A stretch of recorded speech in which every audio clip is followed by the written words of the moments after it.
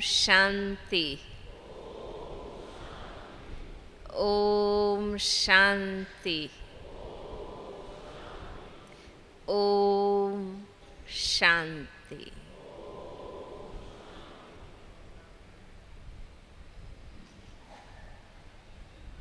आज के राजयोग सत्र में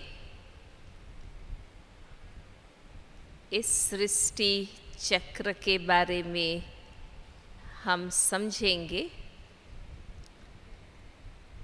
जितना स्वयं को जानना, पिता परमात्मा को पहचानना ज़रूरी है, उतना ही ज़रूरी है जिस दुनिया में हम रहते हैं, इन आँखों से जो संसार हम देख रहे हैं, वो सृष्टि का चक्र कैसे चलता है। वर्तमान समय इस दुनिया का स्वरूप क्या है, आदि में क्या था, मध्य में क्या है, ये सब कुछ जानना ज़रूरी है। जब तक हम इन मूल सनातन सत्यों को नहीं समझते हैं, तब तक प्रैक्टिकल जीवन में हम यथार्थ रूप से हर बात को परख नहीं सकते हैं, निर्णय नहीं कर सकते हैं। यही कारण है कि फिर हम मूंझते रहते हैं। परमात्मा के ज्ञान की यही विशेषता है कि वो सारे ही सनातन सत्यों का ज्ञान देते हैं, जो और कोई नहीं दे सकता है।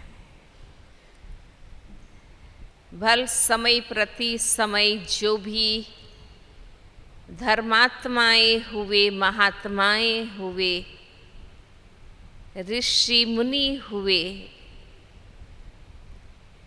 हरेक ने अपने अपने चिंतन अनुसार इन सब बातों का ज्ञान दिया, लेकिन हरेक का अपना अपना चिंतन, हरेक की अपनी अपनी साधना,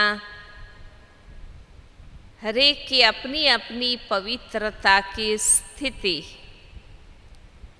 यही कारण है भक्ति में इन मूल बातों पर फिर वो आत्मा, परमात्मा, संसार चक्र, कर्म, समय, जन्म मरण, सुख दुख, स्वर्ग नरक, ये जो भी मूल बातें हैं, उनसे संबंधित हर एक का अलग अलग चिंतन रहा।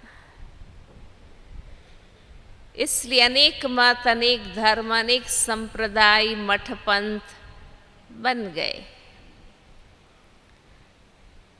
परमात्मा करके हमें आलोक, परलोक और इस संसार चक्र के आदि मध्य अंत का ज्ञान देते हैं, जिसको आज आप ध्यान से सुनेंगे और उसका जीवन में उपयोग करेंगे, तो हम कैसी भी परिस्थितियों के बीच अपने जीवन को अच्छी तरह से जी सकते हैं। हर मानव के मन में ये प्रश्न होते हैं, ये जिज्ञासा रहती है कि आखिर ये दुनिया क्या है, कब शुरू हुई, कब खत्म होगी, अभी ऐसी है क्या, पहले भी ऐसी थी या अच्छी थी, कैसे बिगड़ती गई। तो हम इस बात पर समझेंगे कि ये सृष्टि का खेल जो है वो प्रकृति और पुरुष का बना हुआ खेल है। अब तक हम ये समझते रहे कि ये स्त्री और पुरुष का, नर नारी का खेल है, परंतु अब आप जानते हैं प्रथम लेसन में ही आपको स्पष्ट हुआ है कि मैं आत्मा हूँ, मैं स्त्री हूँ, ये गलत है, मैं पुरुष हूँ, ये गलत है, शरीर स्त्री है, शरीर पुरुष है। हम तो स्त्री शरीर या पुरुष शरीर को धारण करने वाली चैतन्य शक्ति है, आत्मा है। स्त्री शरीर भी प्रकृति के 5 तत्वों से बना है, पुरुष शरीर भी प्रकृति के 5 तत्वों से बना है।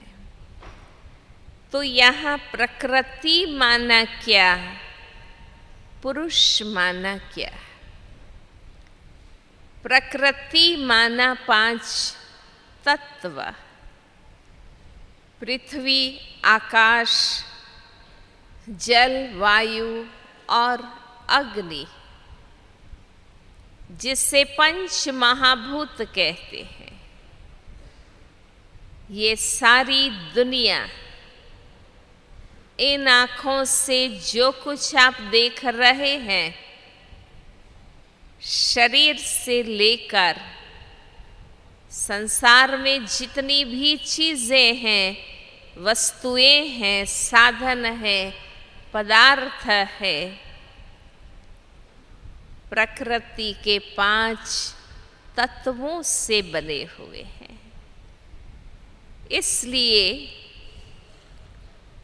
मैटर से बने हैं, इसलिए उसे मटीरियल कहते हैं।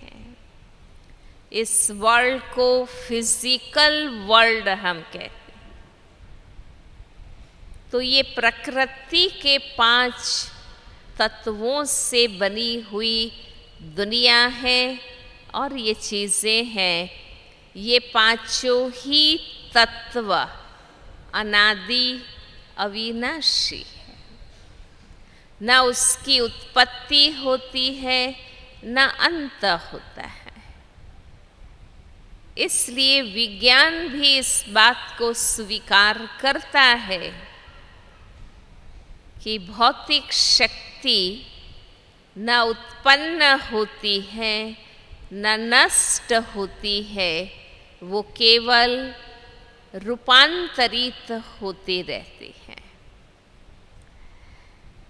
कई वैज्ञानिकों ने, खगोल शास्त्रियों ने और आज तक भी इन सब बातों में मूल बात जानने का प्रयास करते रहते हैं और हर एक अपनी खोज के अंत में अपने अपने विचार देते हैं।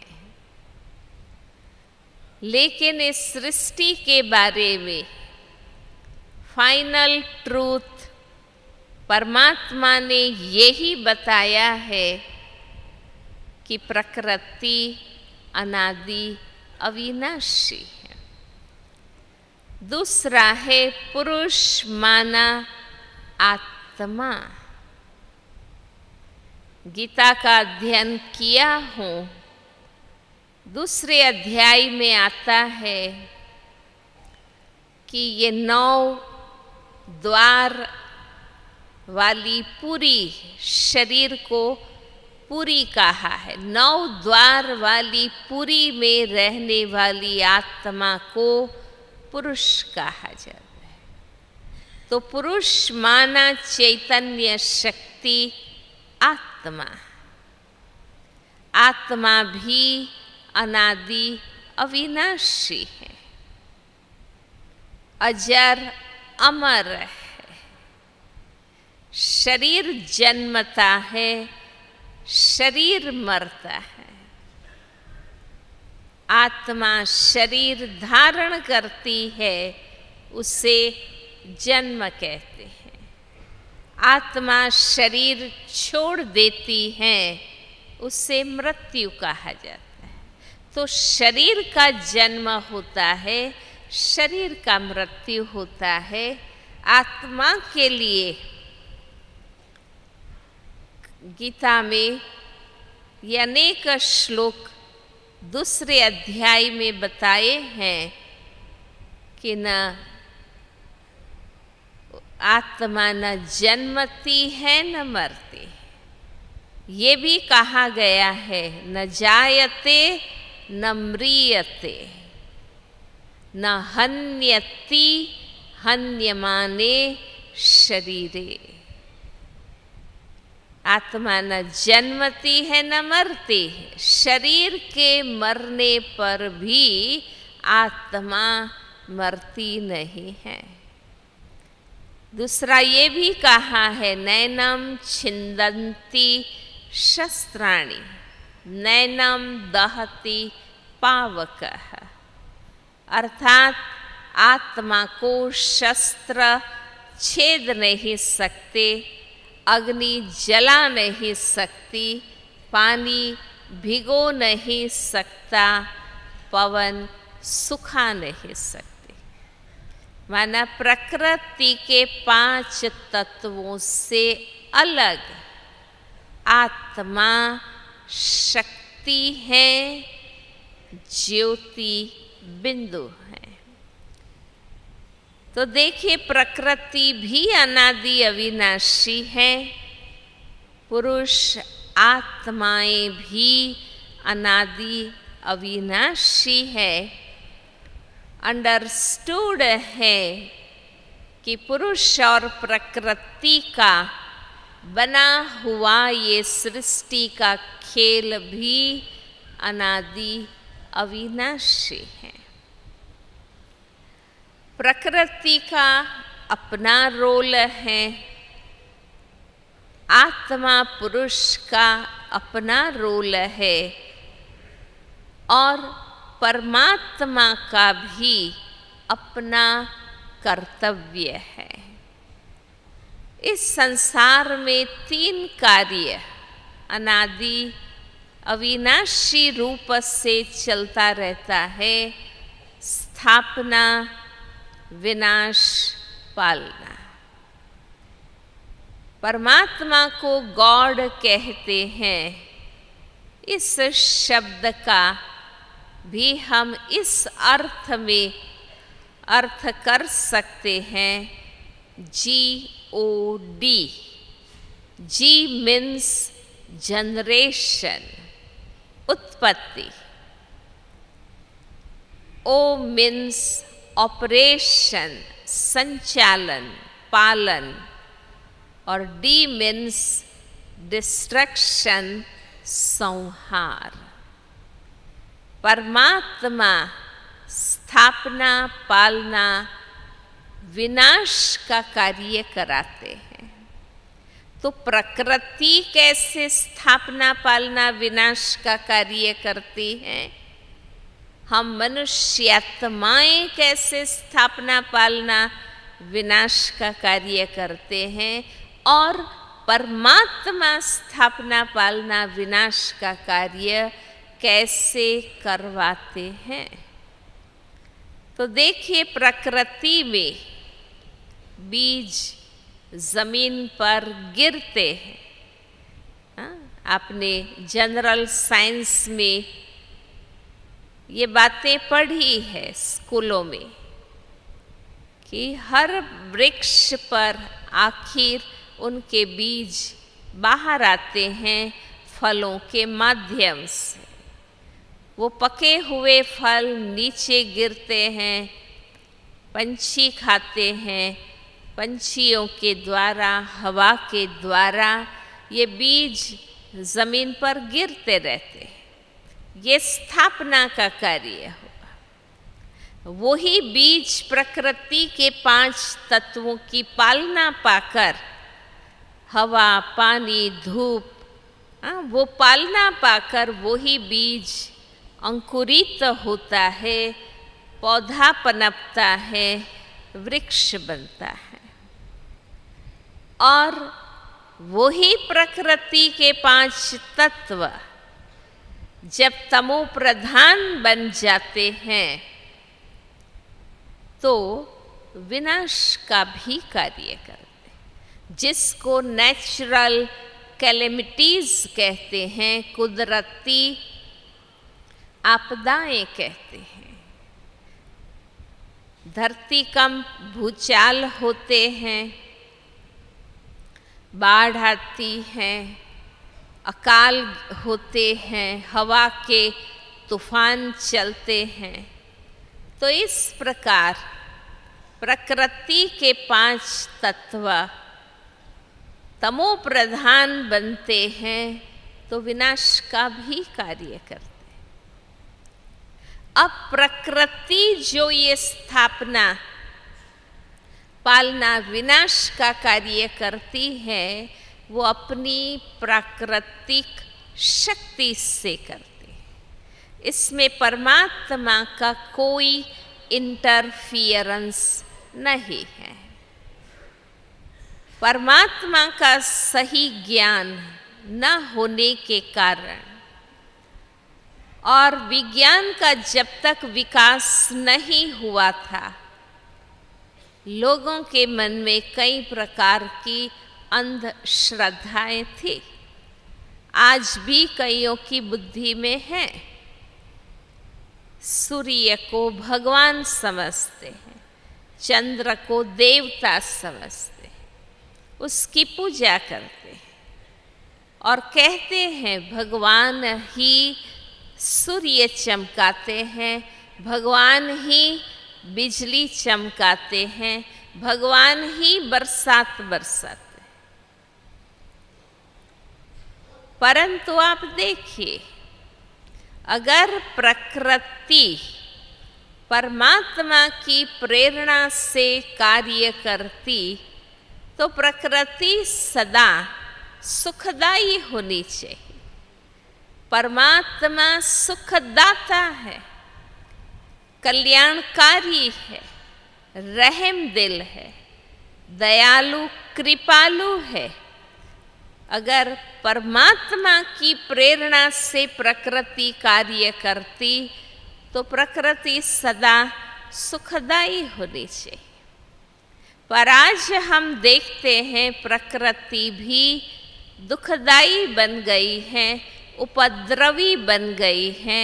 इसलिए प्रतिवर्ष आप देखते हैं कितनी प्राकृतिक आपदाएं आती हैं, कितनी नुकसान होता है, कितने लोग शरीर छोड़ देते हैं। तो वास्तव में प्रकृति स्वयं की शक्ति से कार्य करती है। लोग इतने तक मानते रहे कि भगवान की इच्छा के बिगर एक पत्ता भी नहीं हिल सकता। परंतु सत्य ये है, प्रकृति स्वयं अपनी शक्ति से कार्य करती है। प्रकृति पर हम मनुष्यात्माओं के मन वचन कर्म का प्रभाव पड़ता है, बाकी परमात्मा का इसमें कोई इंटरफियरेंस नहीं है। अब हम मनुष्यात्माएं कैसे स्थापना पालना विनाश का कार्य करें? हम सोचते हैं, प्रथम लेसन में समझा है, आत्मा चैतन्य है और चैतन्यता की निशानी ही ये है सोचना, विचार करना। हम सोचते हैं, प्लानिंग करते हैं, आइडियाज क्रिएट करते हैं, ये स्थापना का कार्य। उस प्लान को प्रैक्टिकल में लाते हैं, ये पालना का कार्य। देखो, अभी आप इस हॉल में बैठे हैं, इसको बने हुए 20 साल हुए। 20 साल पहले ये हॉल कहाँ था? 20 साल के कुछ महीनों पूर्व ये हॉल कहाँ था? कहाँ था? हाँ, एक पेपर पर नक्शे के रूप में था, और उसके कुछ महीनों पूर्व ये हॉल किसी व्यक्ति के मन में आइडिया के रूप में था कि हमें ऐसा हॉल बनाना होगा, उसमें हमें ये सुविधाएं करनी होगी। तो ये हॉल व्यक्ति के मन की रचना है। संसार में जितनी भी चीजें हैं, व्यक्ति के मन की रचना है।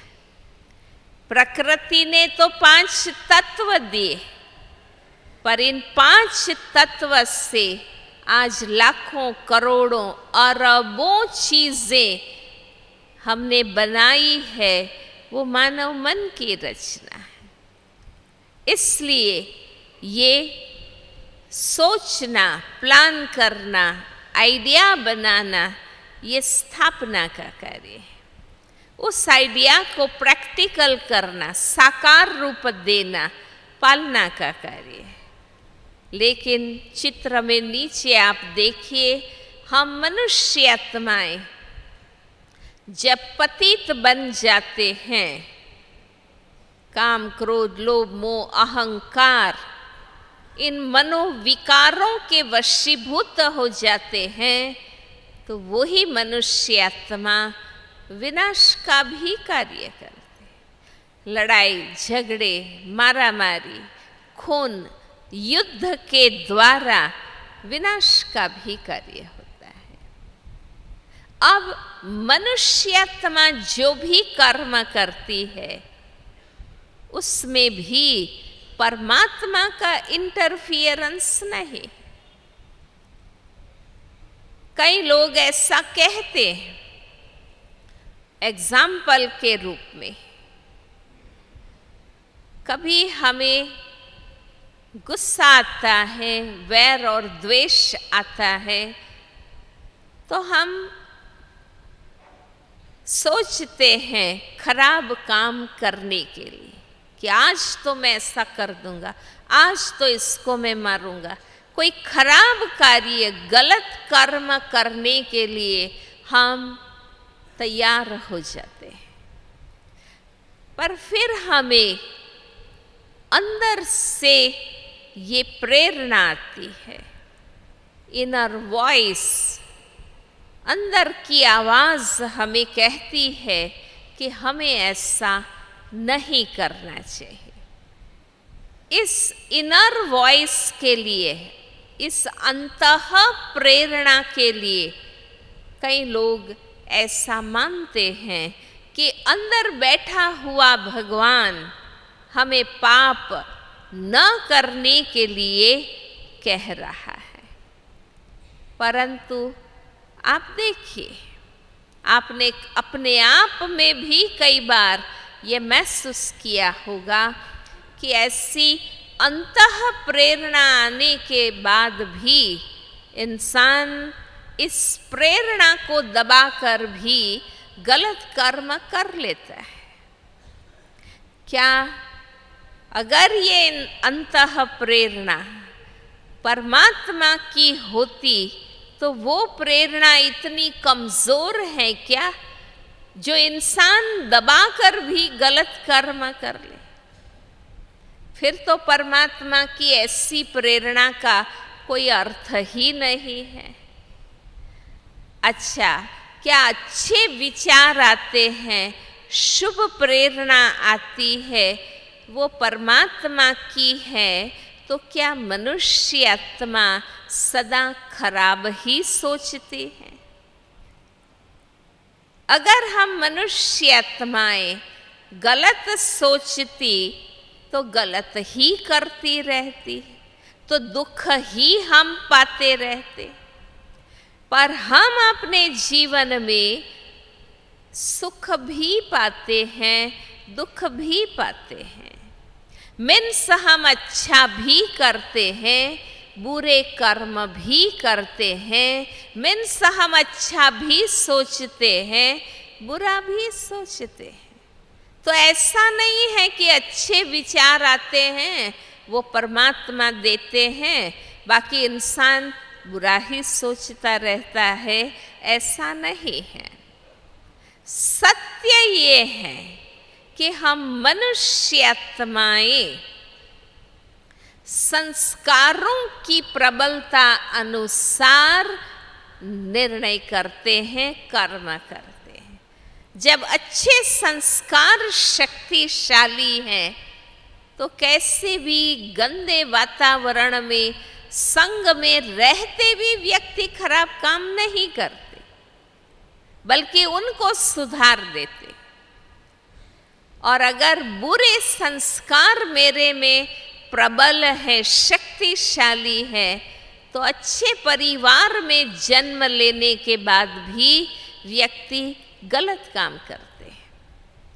तो मनुष्य आत्मा खुद के ही संस्कारों की प्रबलता अनुसार कर्म करता है। ऐसा नहीं है कि ईश्वर की प्रेरणा से कार्य करता, तब तो वो सदा अच्छा करता और सुख ही देता।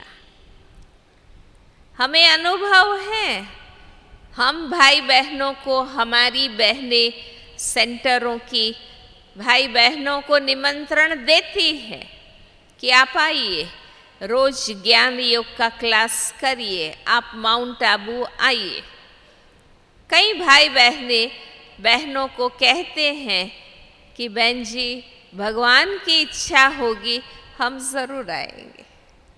होता खुद की इच्छा पक्की नहीं है, और नाम किसका लेते हैं? परमात्मा का लेते। हाँ? बाकी सब कार्य हम स्वेच्छा से करते, हम अपनी इच्छा से प्लानिंग करते हैं, प्रैक्टिकल करते हैं। और जहाँ आध्यात्मिक जीवन बनाने की बात आती है, आत्म उन्नति की बात आती है, खुद करना नहीं चाहते हैं, तो नाम किसका देते हैं कि बहन जी भगवान की इच्छा होगी हम जरूर करेंगे। हाँ? अब भगवान तो सदा चाहता ही है ना कि हम महान बने, हम पवित्र बने, योगी बने, दिव्य बने। परमात्मा तो सदा चाहता है ना, पर हम नहीं चाहते हैं, इसलिए हम परमात्मा का नाम दे देते हैं। तो हमें स्पष्ट रहे कि मनुष्य आत्मा जो भी कर्म करती है वो खुद के संस्कारों की प्रबलता अनुसार करती है। हम ही खुद के कर्म के जिम्मेवार हैं, इसलिए ये मनुष्य आत्मा के द्वारा स्थापना पालना विनाश का कार्य है। वास्तव में हमारे मन वचन कर्म का प्रभाव प्रकृति जगत पर पड़ता है। पशु पंछी वनस्पति, माना ये प्रकृति जगत पर हम मनुष्य आत्माओं के मन वचन कर्म का प्रभाव पड़ता।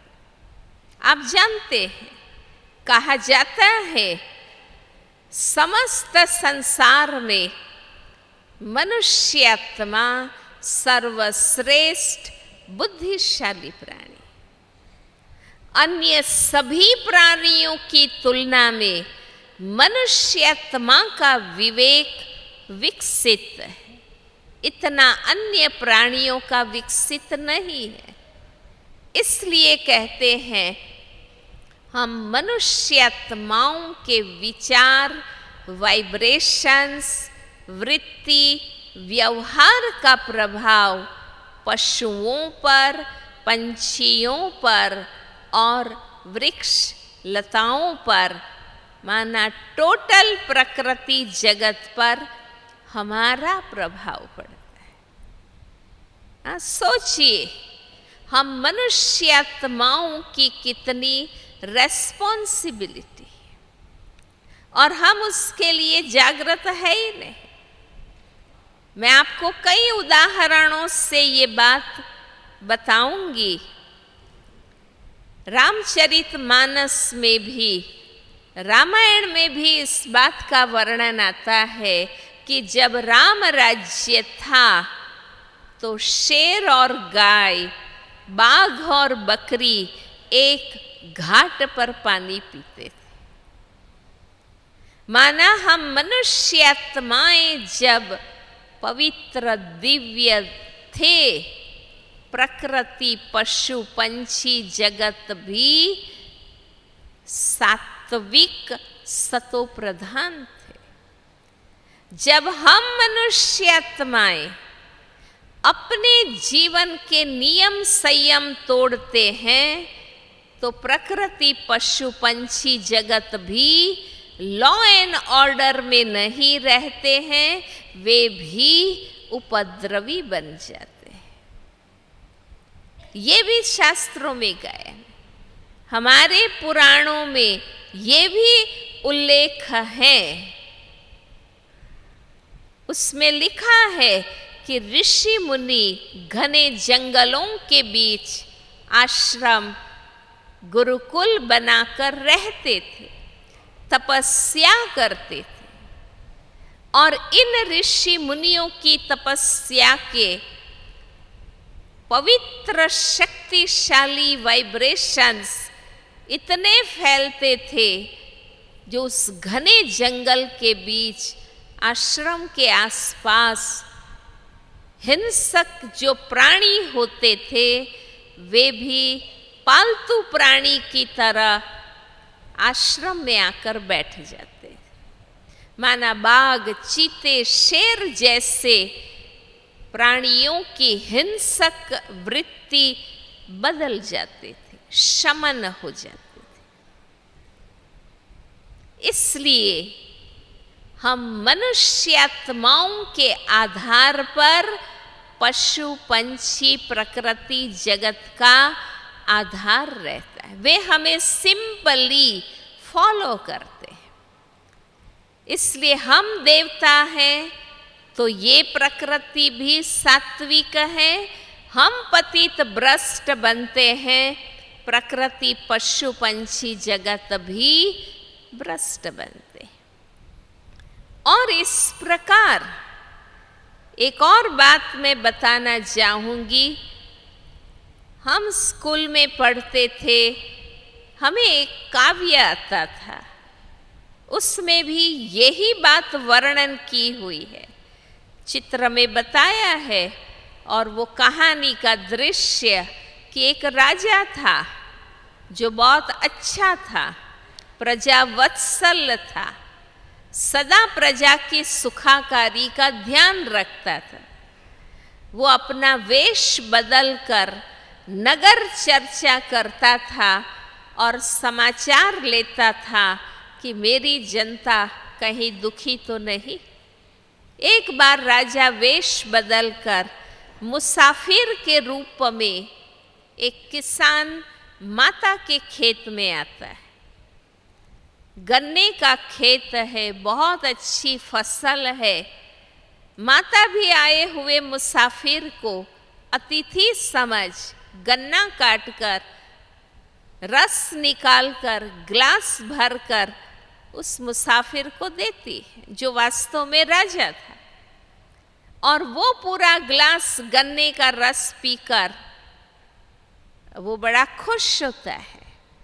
तो वो कहता है कि माता, कितना अच्छा तुम्हारे खेत में फसल होती है। वो वापस जाता है, रास्ते में उनको विचार आते हैं कि इतनी अच्छी फसल मेरे राज्य में होती है, तो इसका तो मुझे कुछ लाभ होना चाहिए, राज्य कोष में भी उससे कुछ फायदा होना चाहिए। तो वो सोचता है, उसकी मति बदल जाती है कि थोड़ा टैक्स डालना चाहिए।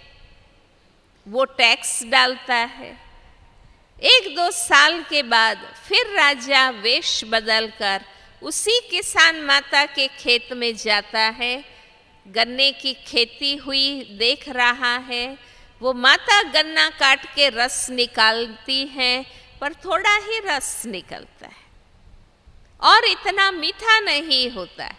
तो वो राजा कहता है, माता इतना ही रस क्यों निकला? तब ये वाक्य वो माता कहती है कि जब से हमारा राजा दयाहीन बन गया, तब से धरा भी रसहीन हो गई। ये है हम मनुष्य आत्माओं की वृत्ति, वाइब्रेशंस का प्रकृति पर प्रभाव। और ये बात साइंटिफिकली प्रूव है।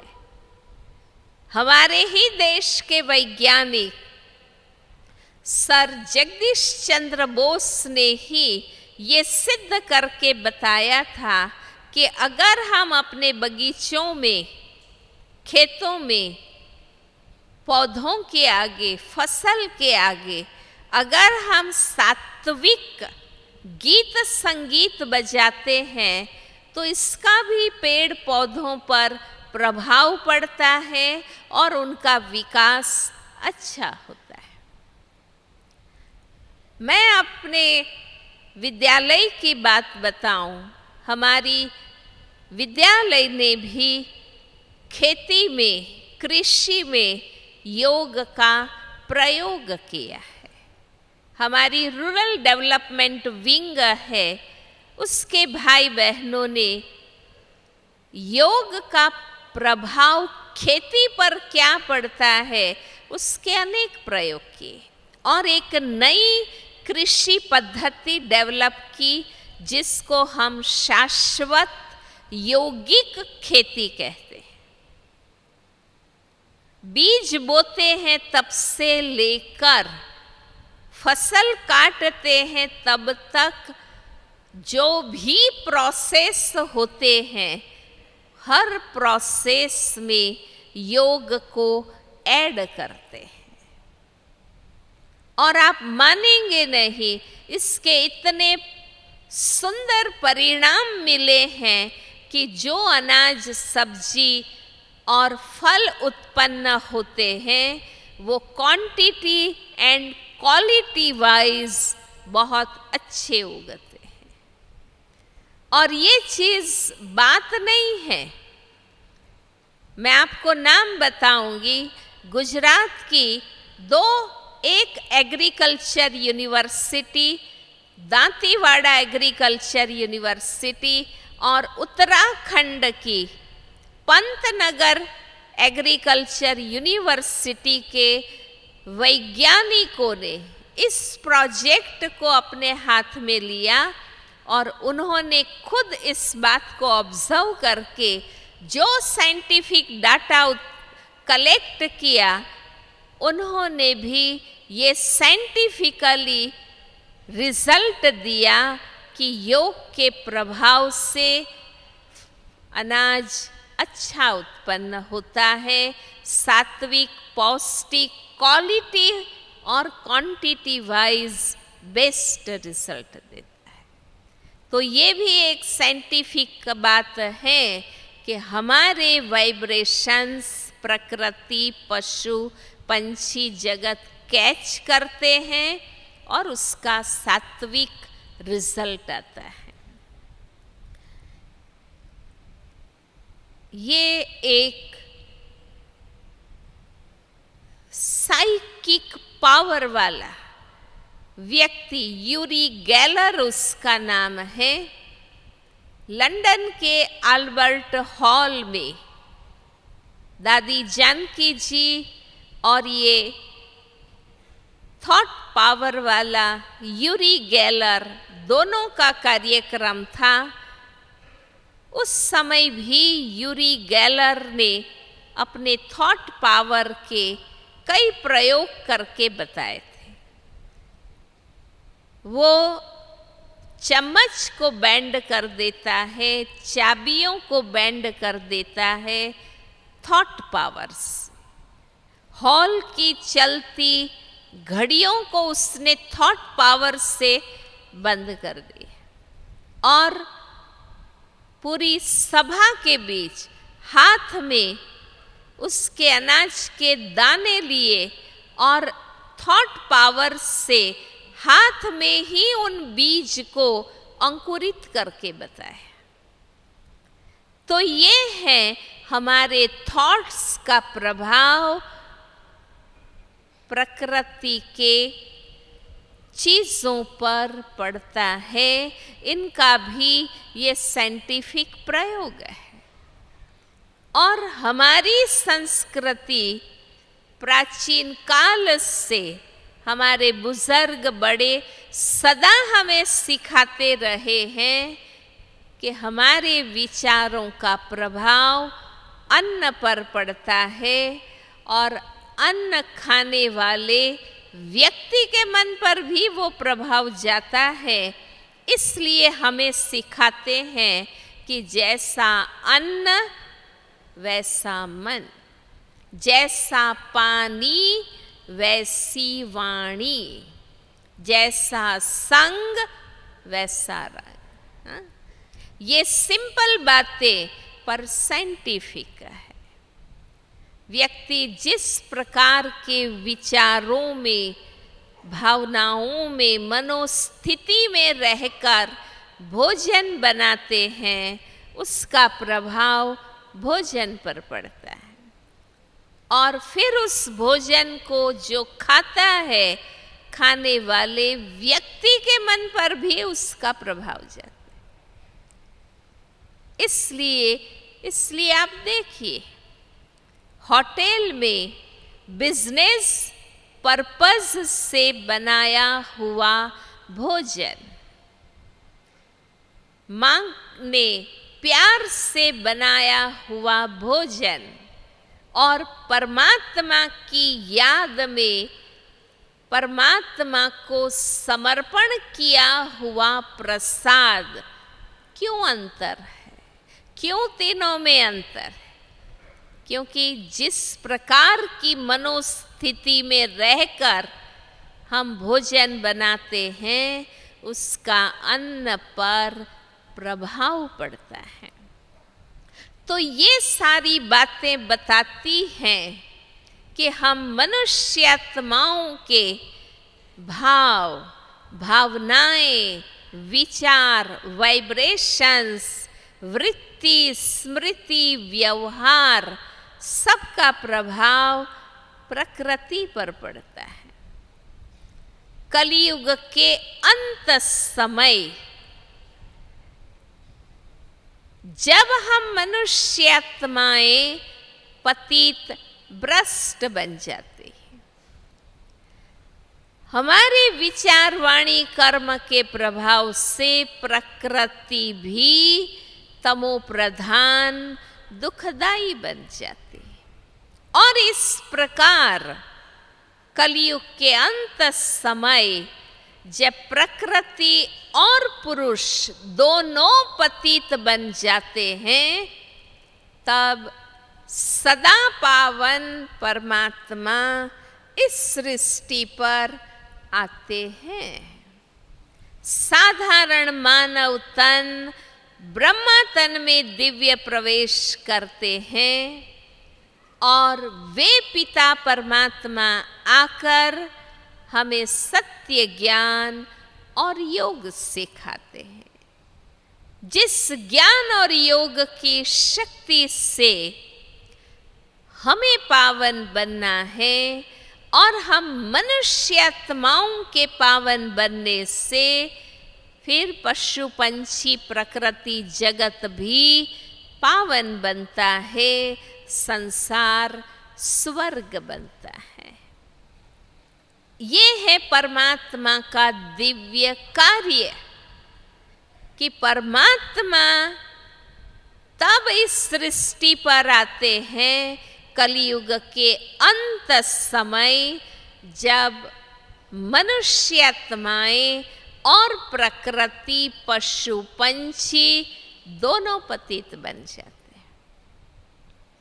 इसलिए केवल सदा पावन परमात्मा ही हमें फिर से आकर पावन बनाते हैं और हम आत्माओं की पवित्रता के बल से फिर से विश्व पावन बनता है। तो ये है इस संसार का चक्र और उसमें प्रकृति पुरुष परमात्मा का दिव्य कार्य है। अब ये जो सृष्टि का चक्र है अनादि अविनाशी है। ये कब शुरू हुआ, कब पूरा होगा, इसका एक ही जवाब है, ये अनादि अविनाशी है। क्योंकि जिसकी उत्पत्ति होती है उसका तो अंत होता है। तो ये अनादि है, अविनाशी है, ये साइक्लिक ऑर्डर में चलता ही रहता है। चित्र में कई उदाहरण दिए हैं। प्रकृति जगत में कई छोटे छोटे ऐसे चक्र हैं जो अनादि अविनाशी रूप में चलते ही रहते हैं। जैसे दिन और रात का चक्र, दिन के बाद रात, रात के बाद दिन, दिन के बाद रात, रात के बाद दिन, ये अविरत अबाधित गति से ये साइकिल चलता ही रहता है। कितनी भी घोर अंधेरी अमावस की रात हो तो भी सुबह होती ही है। तो ये डे एंड नाइट का साइकिल है। इस प्रकार मौसम का साइकिल आप देखिए, गर्मी होती है, फिर बारिश आती है, फिर सर्दी, फिर गर्मी। ये गर्मी वर्षा सर्दी का एक साइकिल है। लाइफ एंड डेथ का साइकिल, जन्म जीवन मृत्यु, जन्म जीवन मृत्यु का ये अनादि खेल है। बरसात का साइकिल देखिए, सूर्य की गर्मी से समुद्र का पानी भाप होता है, बादल बनता है, बरसता है, वो पानी नदी झरनों के द्वारा वापस समुद्र में आता है। It is a cycle. तो जैसे प्रकृति जगत के ये छोटे छोटे चक्र हैं जो अनादि अविनाशी रूप से चलते हैं, इसी प्रकार द होल वर्ल्ड साइकिल, पूरा सृष्टि चक्र भी अनादि अविनाशी रूप से चलता ही रहता है। आपको पता होगा, याद होगा, बचपन में शायद आप लोगों ने भी किया होगा। मुझे याद है हम बचपन में एक दो से पूछते थे, बताओ अंडा पहले या मुर्गी पहले, हाँ, बीज पहले या फल पहले। उसका कोई जवाब ही नहीं। उसका जवाब यही है कि ये साइकिल है, चक्र है, वो चलता ही रहता है। अच्छा, हर साइकिल का अपना टाइम ड्यूरेशन है, उनका अपनी समय अवधि है, टाइम पीरियड है। डे एंड नाइट का साइकिल 24 घंटे का, सप्ताह का साइकिल 7 दिन का, 7 दिन के बाद वापस रिपीट। वही Sunday, Monday, Tuesday, Wednesday, Thursday, Friday, Saturday, again वही संडे, मंडे, ट्यूसडे। ऐसे आप देखिए वर्ष 12 मास का साइकिल, फिर वापस वही जनवरी, फरवरी, मार्च। तो हर साइकिल का अपना टाइम पीरियड निश्चित है। इस वर्ल्ड साइकिल का टाइम पीरियड भी निश्चित है। ये सृष्टि चक्र 5000 वर्ष का है। प्रति 5000 वर्ष ये वापस रिपीट होता है। इसलिए हम कहते हैं हिस्ट्री रिपीट्स इटसेल्फ। सृष्टि का चक्र पुनरावृत्त होता है। हर 5000 वर्ष के बाद वो वापस रिपीट होता है। इसलिए गुरु ग्रंथ साहब में भी कहा है, बनी बनाई बन रही है, अब कुछ बननी नाही। जो बना हुआ संसार का खेल है वो ही बन रहा है, नया कुछ भी नहीं। चिंता ताकि कीजिए अनहोनी हो। अनहोनी हो तो चिंता करिए, ये तो बना बनाया हुआ खेल ही बन रहा है, तो चिंता करने की बात नहीं। इसलिए कहते हैं नथिंग इज न्यू। कुछ भी नया नहीं है, जो हुआ था वो ही फिर हो रहा है। पर क्या हुआ था व्यक्तिगत रूप से किसी को पता नहीं है। इसलिए जो कुछ होता है हमें नया लगता है। हम सोचते हैं कि ये क्यों हो रहा है, पर नथिंग इज न्यू। जो हुआ था वो ही हो रहा है। इसलिए गीता में भी ये कहा है, हे अर्जुन, तुम, हम और ये राजाएं पहले भी थे, आज भी हैं, और संसार चक्र का ऐसा कोई काल नहीं जब तुम, हम और ये ना हो। ये गीता में भी कहा।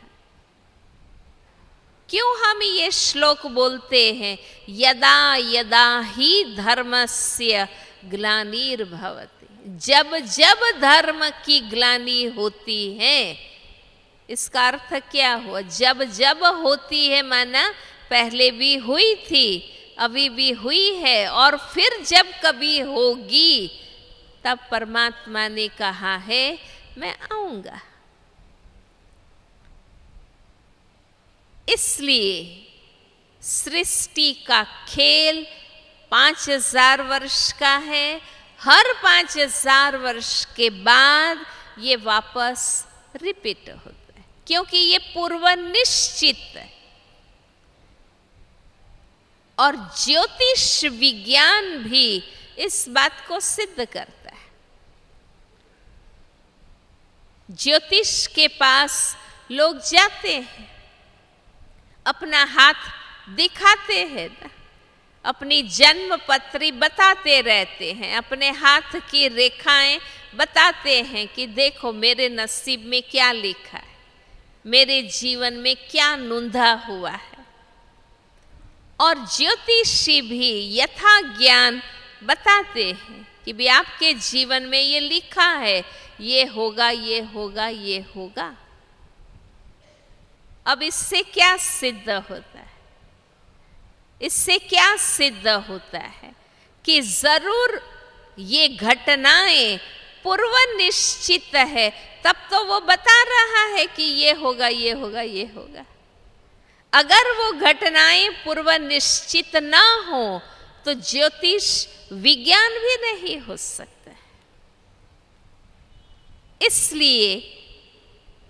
इसलिए गीता में स्पष्ट कहा है कि तुम्हारा कर्म पर अधिकार है, कर्म फल पर नहीं। क्योंकि कर्म फल तो पूर्व के जो हमारे कर्मों के हिसाब किताब चलते आ रहे हैं वो मिलाकर रिजल्ट आता है। इसलिए हमारा कर्तव्य है हम अपने हर कर्म को श्रेष्ठ करने का पुरुषार्थ करें। फिर जो फल आता है उनको स्वीकार करें कि चलो जो नसीब में लिखा था वो हुआ, फिर संकल्प नहीं चलाना। और ये बात आप मानते हैं, हर बिजनेसमैन, हर खेती करने वाले इस बात को मानते हैं और वे कहते हैं कि देखो बिजनेस में सफल होने के लिए, अपने प्रोजेक्ट में सफल होने के लिए, अपने कार्य में सफल होने के लिए मैंने पूरी मेहनत की, पर भाई जो परिणाम आया, जो नसीब में था वो मिला, है ना। तो जीवन की हर बात में इस सत्य को हम मानते हैं, स्वीकार करते हैं कि हमारा कार्य है हर कर्म को श्रेष्ठ बनाने का पुरुषार्थ करना। कर्म का परिणाम जो आता है तब हमें कहना है कि चलो जो इस ड्रामा में लिखा था वो हुआ। तो आप अपने मन को फुल स्टॉप दे सकेंगे, व्यर्थ चिंतन से अपने आप को बचा सकेंगे। इस नियति को न स्वीकार करने के कारण हम उस नियंता परमात्मा में भी मन नहीं लगा पाते। फिर लोग सोचते रहते हैं भगवान ने ऐसा क्यों किया, भगवान ने मेरे साथ ऐसा क्यों किया। भगवान ने नहीं किया है ना।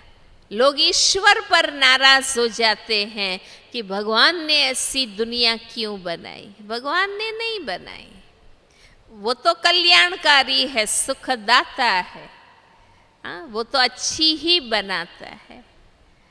हमने अपने कर्मों से जो हिसाब किताब बनाया, जिसे ही हम नसीब भाग्य कहते हैं, पर क्या बनाया वो नहीं जानते हैं, इसलिए हम कहते हैं मेरे साथ ऐसा क्यों हुआ। तो ये सृष्टि का चक्र 5000 वर्ष का है। इसमें 4 युग हैं, माना ये चक्र 4 स्टेज से गुजरता है, जिसे 4 युग कहते हैं।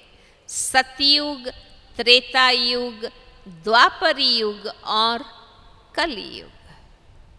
इसका ही प्रतीक भक्ति में स्वस्तिक का चिन्ह हम निकालते हैं। हाँ, स्वस्ति का चिन्ह निकालते हैं। हर शुभ कार्य में लोग स्वस्तिक निकालते हैं, पर जानते नहीं हैं कि ये चिन्ह हम क्यों निकालते हैं। वास्तव में स्वस्तिक सृष्टि चक्र का प्रतीक है कि पूरा साइकिल 5000 वर्ष का है। उसके 4 युग हैं, हर युग 1250 वर्ष का है। टोटल चक्र 5000 वर्ष का है। हम स्वस्तिक के 4 सरीखे भाग करते हैं। ये 4 युगों का प्रतीक है। चित्र में आप देखिए, सतयुग सृष्टि आरंभ के 1250 वर्ष, जहां प्रकृति और पुरुष दोनों सत्य है, इसलिए उस युग को सतयुग कहा जाता है। जब हम मनुष्यात्माएं और प्रकृति जगत सत्य पवित्र सतो प्रधान है, तो शुभ ही शुभ होता है, सुख ही सुख होता है। इसलिए चित्र में आप देखिए, सतयुग में स्वस्ति का हाथ राइट साइड बताते हैं जो शुभ की निशानी। वहां शुभ ही शुभ है, कल्याण ही कल्याण है, सुख ही सुख है। तो 100% सुख शांति पवित्रता से संपन्न इस युग को सतयुग कहते हैं। पर परिवर्तन सृष्टि का नियम है, इस फिजिकल वर्ल्ड का ये नियम है। हर आत्मा, हर चीज परिवर्तन को प्राप्त हो। हर चीज नई से धीरे धीरे पुरानी होती है। हर आत्मा भी पवित्र से धीरे धीरे आखिर पतित बनती है।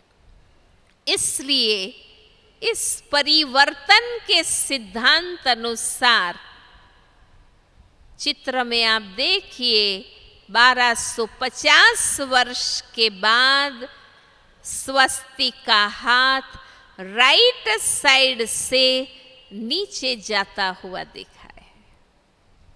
राइट साइड से नीचे जाता है मीन्स त्रेता युग में भी हम राइटियस है, पवित्र है, पर हमारी पवित्रता की परसेंटेज डाउन होती है। पतित नहीं बनते हैं, दुखी नहीं होते हैं, पवित्र ही होते हैं, पर उसकी परसेंटेज कम होती है। उसे त्रेता युग कहते हैं। जब कोई चीज बिल्कुल नई है तो हम कहते हैं ना कि A1 क्वालिटी बिल्कुल नया पीस है। थोड़ा भी 10 दिन 5 दिन भी यूज करें तो वो सेकंड हैंड माल हो जाता है। तो सतयुग स्वर्ग है, त्रेता युग सेमी स्वर्ग है। वहां भी हम पवित्र हैं, सुखी हैं, दिव्य हैं, परसेंटेज कम है। कोई चीज नई है और उनकी चमक दमक और 10 दिन यूज करने के बाद उनकी न्यूनेस में फर्क पड़ता है। चीज बिगड़ी नहीं है, खराब नहीं हुई है, टूटी फूटी नहीं है, अच्छी ही है, पर न्यूनेस कम होती है। वो त्रेता युग है। तो सतयुग और त्रेता युग, दो युग 2500 वर्ष हम मनुष्य आत्माएं पवित्र हैं, सुखी हैं, दिव्य है। अब आप देखिए द्वापर युग में स्वस्ति का हाथ लेफ्ट साइड जाता है, अशुभ की निशानी। द्वापर युग से हम अपनी सत्यता, पवित्रता गंवाते हैं। हम अपने आत्म स्वरूप को भूल जाते हैं, देहभान में आते हैं, जिस देहभान के कारण विषय विकार उत्पन्न होते हैं, दुख अशांति की शुरुआत होती। इसलिए द्वापर युग में स्वस्ति का हाथ लेफ्ट साइड बताया है कि हम अशुभ के मार्ग, अपवित्रता के मार्ग पर जाते हैं। और ये बात शास्त्रों में कही है कि द्वापर युग से देवताएं वाम मार्ग में जाते हैं, विकारों के उल्टे मार्ग पर जाते हैं। यही कारण है।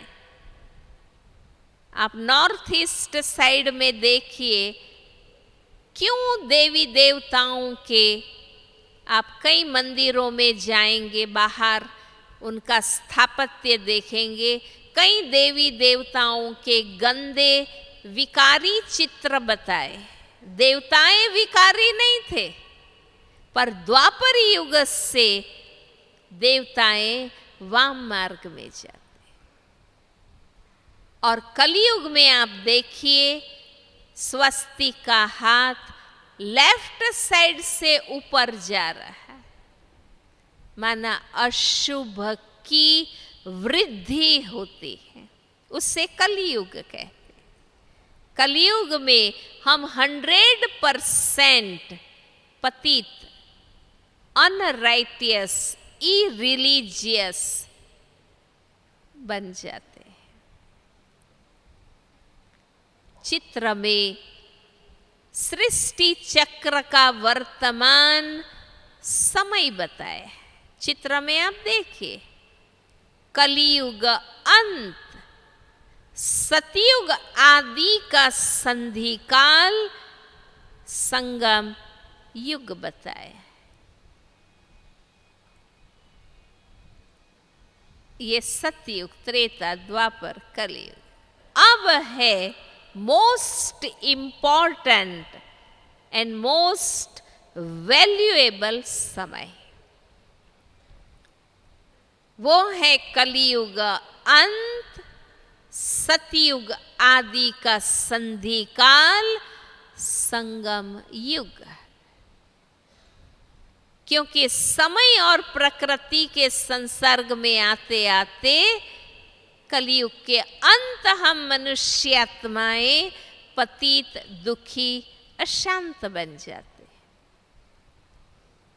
तब परमात्मा सृष्टि पर आते हैं, ब्रह्मा तन में प्रवेश करते हैं, हमें ब्रह्मा मुख से भक्ति का फल, सत्य ज्ञान देते हैं। भाइयों और बहनों, आप सबको यहाँ आमंत्रित करके हमें यही सत्य आपको बताना है कि वर्ल्ड साइकिल में अभी जो समय चल रहा है वो most important and most valuable समय चल रहा है। क्योंकि स्वयं भगवान सृष्टि पर आए हैं, ब्रह्मा तन में प्रवेश हुए हैं, ब्रह्मा मुख से हम मनुष्य आत्माओं को भक्ति का फल, सत्य ज्ञान दे रहे हैं, और वही सत्य ज्ञान का सार आप सुन रहे हैं। ये कोई ब्रह्मा कुमारी का या ब्रह्मा का ज्ञान नहीं है। ब्रह्मा और हम ब्रह्मा कुमार कुमारियां निमित्त है, ज्ञानदाता स्वयं परमात्मा है। और वो पिता परमात्मा हमें टाइम सिग्नल दे रहा है कि ये समय महापरिवर्तन का समय, ये टोटल चेंज का पीरियड है। अब कलयुग समाप्त होने जा रहा है, अब वापस सतयुग का समय। जैसे आप देखते हैं कितनी भी घोर अंधेरी अमावस की रात हो, सुबह का सूरज उगता ही है, सवेरा होता ही है। ऐसे साइक्लिकल ऑर्डर के अनुसार कलियुग के बाद फिर से सतयुग का समय। लेकिन उस आने वाली सतयुगी दुनिया में वो भाई बहनें, वो मनुष्य आत्माएं जाएंगे जो अभी इस संधि काल में, इस संगम युग में परमात्मा के आदेश पर अपने जीवन को पवित्र और योगी बनाएंगे, वे सतयुग के मालिक बनेंगे। वे सतयुग के मालिक बनेंगे। इसलिए दो चीज, ये समय महापरिवर्तन का समय, इस सृष्टि परिवर्तन की वेला के समय परमात्मा के आदेश को, कौन सा आदेश है? पवित्र बनो, योगी बनो। जो परमात्मा के इस आदेश को स्वीकार कर अपने जीवन को श्रेष्ठ बनाएंगे, वे सतयुग के अधिकारी बनेंगे, वे सतयुग के अधिकारी बनेंगे। तो कौन कौन बनना चाहेगा?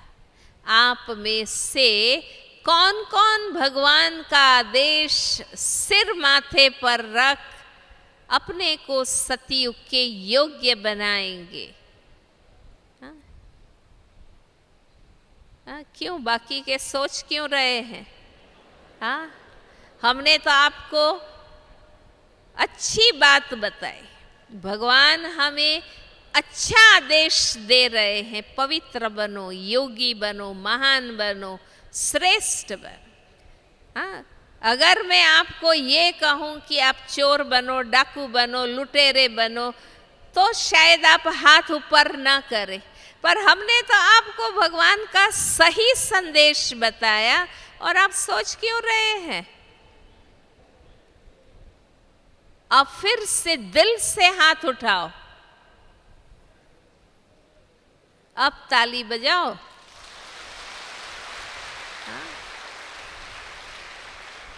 खुद के जीवन को श्रेष्ठ बनाने की बात है और हम उसमें भी सोचते हैं। कितने आश्चर्य की बात है। हाँ? आज संसार कलयुग बन चुका है, ये स्वीकार कर रहे हो? ये मानने में आ रहा है? तो कलयुग कैसे बना, दुनिया कैसे बिगड़ी? हम सबके गलत कर्मों से, जाने अनजाने, मेरे, इसके, उसके, सबके कोई ना कोई गलत कर्मों से संसार कलयुग आज बन गया। कोई एक को दोषित करेंगे क्या? हम सबके द्वारा कोई ना कोई नेगेटिव एक्टिविटी हुई है, उसका रिजल्ट आज कलयुग है। अगर हमें इस दुनिया को सतयुग बनाना है तो हमें अपनी अच्छाइयों को विकसित करना है, हमें अपने आप को मनुष्य से देवता बनाना है। अब भगवान हमें ऐसा आदेश देते हैं तो हमें तो खुशी से हाथ ऊपर करना चाहिए। हाँ? एक दो को देख के थोड़ी करना है। हर एक ने दिल से किया कि मेरे कहने पर किया। अब दिल से करो, दिल से हाथ ऊपर करो कि जो अपने जीवन को श्रेष्ठ बनाएंगे। बहुत अच्छा, बहुत अच्छा। कईयों ने क्यों हाथ ऊपर नहीं किया? शायद उन्होंने मन में ये सोचा कि हम हाथ ऊपर करें और फिर न कर सके, तो इसलिए हाथ ऊपर नहीं किया। पर भाइयों और बहनों, अच्छा 5% भी करो तो भी फायदा है, 50% करो तो भी फायदा है, 10 दिन करो तो भी फायदा है। नुकसान की तो बात ही नहीं है, नुकसान की तो बात ही नहीं है। और आप खुद क्यों ढीला संकल्प करते, क्यों कमजोर सोचते?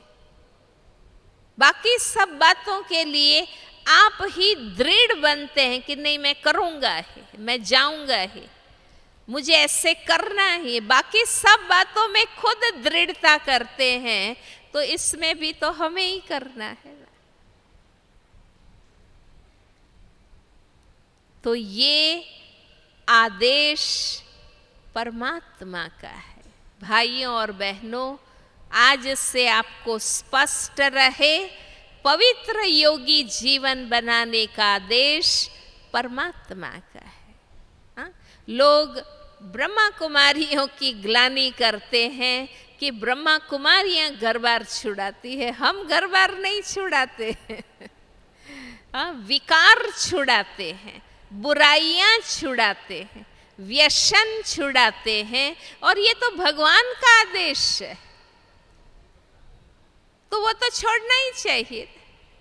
हाँ? पर लोग विद्यालय को हमें मिसअंडरस्टैंड करते हैं कि वहाँ जाएंगे तो वहाँ ही रह जाएंगे। हाँ, कई कहते वहाँ जाएंगे सफ़ेद कपड़े पहना देंगे। अरे हमारे पहनाने से हो जाता तो हम इतनी मेहनत क्यों करते? हाँ, हम इतनी मेहनत क्यों करते?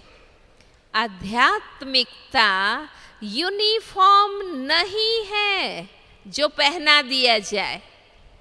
आध्यात्मिकता खुद की शक्ति से जी सकते हैं। हाँ? हम अपनी समझ, अपनी रुचि, अपनी शक्ति से ही अपने जीवन को आध्यात्मिक बना सकते हैं। किसी के कहने पर कोई नहीं हो सकता है। इसलिए अगर ऐसा मन में कोई भ्रम हो, मिसअंडरस्टैंडिंग हो, तो आज से खत्म कर देना कि भगवान पवित्र और योगी बना रहा है। हाँ? हमारे बनाने से कोई नहीं बनता है। परमात्मा के ज्ञान और योग की शक्ति है, वो हमारे जीवन को पवित्र योगी बना रहे हैं। और वो इसलिए कि वो हमें सतयुग के मालिक बनाना चाहता है, तो हमें योग्य बना रहा है। अभी हमें योग्य बना रहा है। इसलिए आप आए हैं, बहुत अच्छी बात है, क्योंकि आप खुद अपनी आँखों से देख के, अपने खुले दिल दिमाग से ज्ञान सुन के जाएंगे, तो बाकी को भी राइट ओपिनियन दे सकेंगे, सही मार्गदर्शन कर सकेंगे।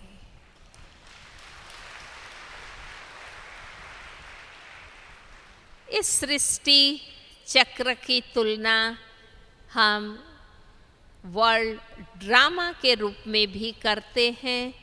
हम कहते हैं ये वर्ल्ड ड्रामा है, सृष्टि रंगमंच है, ये सूर्य चांद सितारे इसकी रोशनी है।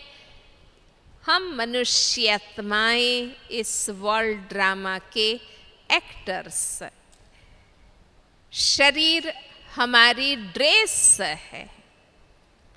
हम रोज इस वर्ल्ड ड्रामा में नए नए पार्ट प्ले करते हैं। हमने इस वर्ल्ड ड्रामा में प्रारंभ में ही 2 भूलें कर दी। पार्ट प्ले करते करते हम आत्मा एक्टर है, हम ये भूल गए, और जो शरीर रूपी ड्रेस हमने पहन ली, हम अपने आप को वो ही समझने लगे कि मैं स्त्री हूँ, मैं पुरुष हूँ, मैं काला हूँ, मैं गोरा हूँ, मैं युवा हूँ, मैं बूढ़ा हूँ। वास्तव में शरीर स्त्री है, शरीर पुरुष है, शरीर काला है, शरीर गोरा है, शरीर युवा है, शरीर बूढ़ा होता है। तो शरीर तो ड्रेस है, हम आत्मा एक्टर है। इसलिए ये रोज पाठ पक्का करना कि शरीर ड्रेस है, मैं ये ड्रेस नहीं हूँ, मैं आत्मा हूँ, एक्टर हूँ। अब एक्टर अनेक प्रकार के पार्ट प्ले करते हैं। हाँ? कोई एक्टर फिल्म में राजा का पार्ट प्ले करे तो क्या वो अपने आप को राजा समझ लेगा? हाँ? वो अपने आप को राजा समझ लेगा। घर जाके अगर वो कहे कि मैं राजा हूँ, मेरे हुक्म पर सबको चलना है, तो घर वाले क्या कहेंगे? हाँ, कि भाई तुम फिल्म में राजा थे, यहाँ राजा नहीं हो। हाँ, तुम फिल्म में राजा थे, तुम रियली राजा थोड़ी हो। तो हम भी इस वर्ल्ड ड्रामा में कितने पार्ट प्ले करते हैं। बच्चे के साथ आप माँ के पार्ट में हैं, माँ बाप के साथ आप बेटे के पार्ट में हैं, पति के साथ आप पत्नी के पार्ट में हैं, ऑफिस में आपका रोल कहीं बॉस का है तो कहीं एम्प्लॉई का है। तो ये रोल्स है, आप ये नहीं है।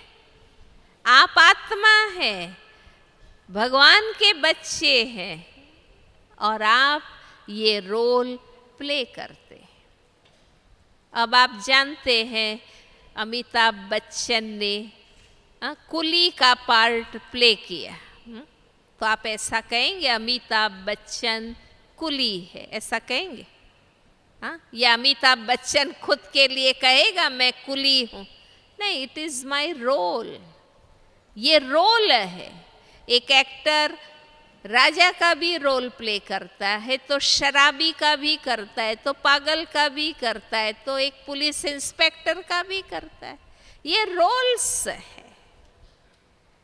तो हम भी ये रोल प्ले कर रहे हैं। डॉक्टर, इंजीनियर, ऑफिसर, पिता, माता, भाई, बहन, ये रोल्स है। हमारी रियल आइडेंटिटी क्या है? कि मैं आत्मा हूँ, भगवान का बच्चा हूँ, परम धाम का निवासी हूँ। ये हमारी रियल आइडेंटिटी है जिसको हम भूल गए हैं। और दूसरी बात, इस वर्ल्ड ड्रामा में रोल प्ले करते करते हमने दूसरी दो भूलें और की, जिसके कारण ये वर्ल्ड ड्रामा बिगड़ गया है। देखिए, हर एक्टर का कार्य क्या है? हाँ, आप सब एक्टर है ना, कलाकार आए हैं। हर एक्टर का कार्य क्या है? अपना परफॉर्मेंस बेस्ट देना, है ना, अपनी एक्ट बेस्ट करना, अपनी हर एक्टिविटी क्रिएशन बेस्ट करना। तो हर एक्टर का काम है अपने रोल पर ध्यान देना। दूसरा एक्टर अपनी एक्टिंग सही कर रहा है, नहीं कर रहा है, क्या कर रहा है, कैसा कर रहा है, वो देखना किसका काम है? किसका काम है? डायरेक्टर का। डायरेक्टर का है ना। डायरेक्टर कहेगा ये एक्टर ठीक है, नहीं है, फिर से करो। ये डायरेक्टर का काम है। हर एक्टर का काम क्या है? अपना रोल अच्छा प्ले करना। हमने इस वर्ल्ड ड्रामा में कौन सी भूल की? अपने रोल पर ध्यान देने के बजाय, अपने एक्शन पर ध्यान देने के बजाय हम दूसरों के कर्मों पर ध्यान देते हैं। इसके घर में क्या चल रहा है? हाँ, इनकी बेटी क्या कर रही, ये कहाँ जा रहे हैं, किससे मिल रहे हैं? हमारा ध्यान दूसरों पर है। अब आप बताइए, 3 डांसर डांस करती हों, एक डांसर खुद के ताल पर ध्यान देने के बजाय अगर वो दूसरी के ताल पर ध्यान दे कि इनका ताल मिलता है कि नहीं, इनका ताल मिलता है कि नहीं, तो रिजल्ट क्या होगा? रिजल्ट क्या होगा? उनका अपना डांस बिगड़ जाएगा। तो समझ गए हमारा जीवन क्यों बिगड़ गया? हमारा जीवन क्यों बिगड़ गया? क्योंकि खुद पर ध्यान देने के बजाय खुद के मन वचन कर्म पर ध्यान देने के बजाय हम दूसरों के कर्मों पर ध्यान देते हैं। इसलिए क्यों हम आत्मचिंतन का अभ्यास करते, ताकि खुद पर अटेंशन हो। खुद का चिंतन करेंगे, खुद पर अटेंशन रहेगा। अपने पर ध्यान देना है। हम बेस्ट एक्शन करेंगे तो अपने आप दूसरे हमें देख के सीखना होगा, तो सीख लेंगे ना। और चौथी बात, और कौन सी एक भूल की, मान लो एक दृश्य में 4 एक्टर है, हर एक का अपना अपना रोल होता है। डायरेक्टर ने एक एक्टर को रोल दिया है कि तुम्हें अभी रोना है, उसी समय दूसरे एक्टर का रोल हंसने का है, तीसरे का रोल चुप होकर देखने का है, चौथे का रोल सलाह देना है, बोलना है। तो चारों एक्टर अपना अपना रोल प्ले करेंगे। हाँ, अब एक एक्टर को रोता हुआ देख दूसरा भी रोने लगे, तीसरा भी रोने लगे और चौथा भी रोने लगे, तो क्या होगा? हाँ, ड्रामा चल सके? हाँ, आज हम वही कर रहे हैं। हाँ, आज हम वही कर रहे हैं।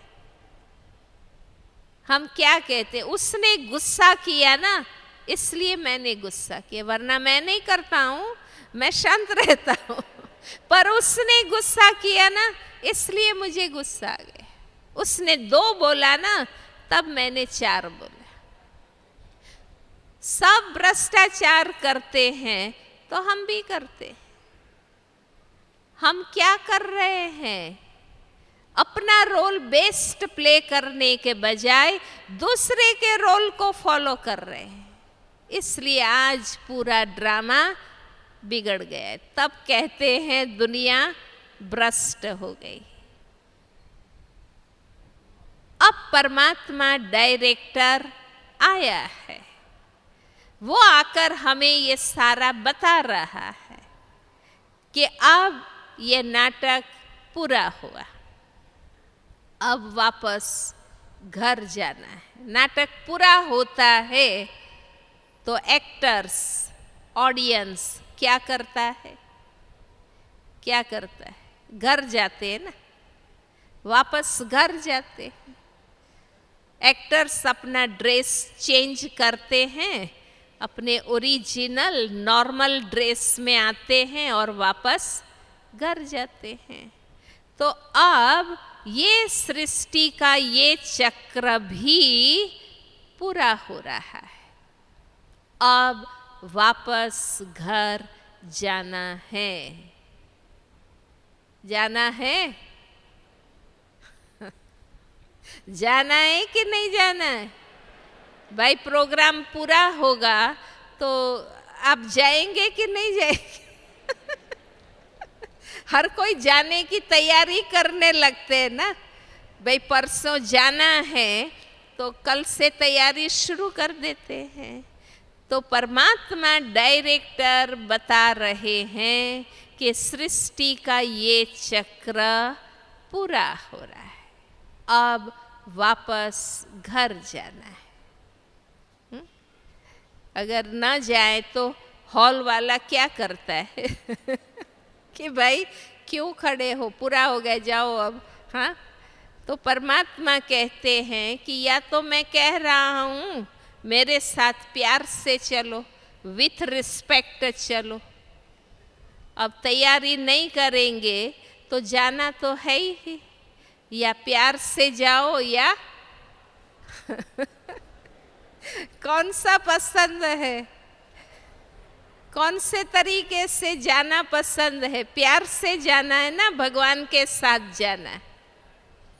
तो ये शरीर की ड्रेस यहाँ उतारनी है। हर आत्मा को अपनी ओरिजिनल शुद्ध, सत्य, पवित्र, शांत आत्मा स्थिति में वापस जाना है। हाँ, चित्र में बताया है ना, सबसे ऊपर हम आत्माओं का असली घर शांति धाम है, वो रूहों की दुनिया है, ये फिजिकल वर्ल्ड। यहाँ हम शरीर धारण करते हैं, एक्टिंग करते हैं, वो हमारा अपना घर है। वहाँ ये ड्रेस पहन के नहीं जाना है, हाँ, वहाँ तो हमें अपने आत्मा स्वरूप में जाना है और वो ओरिजिनल शुद्ध, सत्य, पवित्र स्वरूप में वापस जाना है। इसलिए अभी से तैयारी करेंगे तो शांति से, शान से वापस जा सकेंगे। हाँ, लास्ट मोमेंट तैयारी करते हैं तो क्या होता है, हड़बड़ हो जाता है, घबराहट हो जाती है। इसलिए अभी से ये तैयारी परमात्मा करा रहे हैं। तो ये है आज का सृष्टि चक्र का ज्ञान। आज के लेसन का सार यही है कि वर्ल्ड साइकिल का, संसार चक्र का ये साइकिल पूरा हो रहा है। हम आत्माओं को वापस घर जाना है। पवित्र बनकर आए थे, पवित्र बनकर वापस जाना है।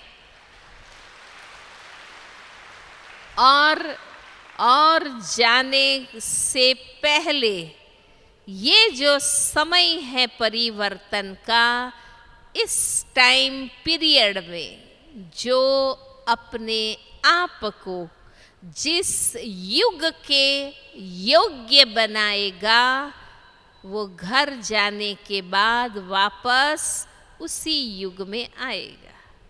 जो सतयुग के योग्य बनेंगे वो सतयुग में आएंगे और फुल रोल प्ले करेंगे। हीरो एक्टर क्या करता है? फुल रोल प्ले करता है, साइड एक्टर नहीं, छोटा मोटा रोल नहीं। हर एक्टर का लक्ष्य क्या रहता है? कौन सा एक्टर बनना है? हीरो बनना है। तो हमें भी कौन सा बनना है? हीरो एक्टर, सतयुग का रोल प्ले करना है। हाँ?